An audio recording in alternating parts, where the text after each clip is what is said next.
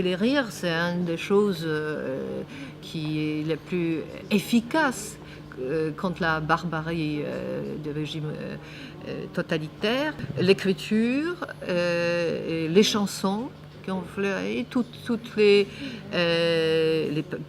pastilles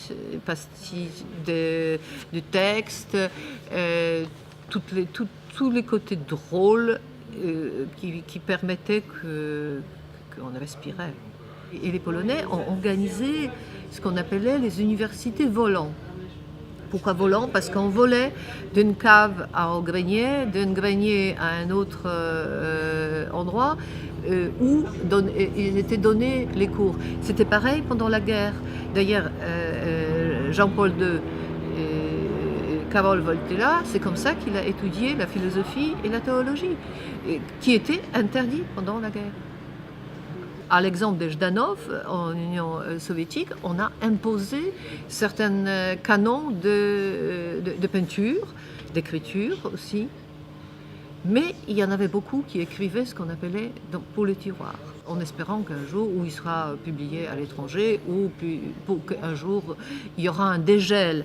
Parce que je peux vous dire que personne n'a pensé que ce régime va tomber. Et puis c'était différent, les différentes années, évidemment on ne pouvait pas les faire jusqu'en 1956. Ça c'était tellement verrouillé que c'était impossible. Mais à partir de 56 jusqu'à 60 quelques, jusqu'à Gomulka, 68 au moins, il y avait déjà une ouverture. La plus grande ouverture, c'était dans les années 70, 75, les temps de Guirec, à qui président Giscard d'Estaing très habilement fait croire qu'il fait partie des gentlemen. Donc il n'a pas pu, une fois qu'on vous a donné déjà cette épithète, il ne pouvait pas tirer sur les ouvriers qui manifestaient. Il faisait partie du club, il faisait partie des Européens. Donc il n'a jamais obéi à Moscou.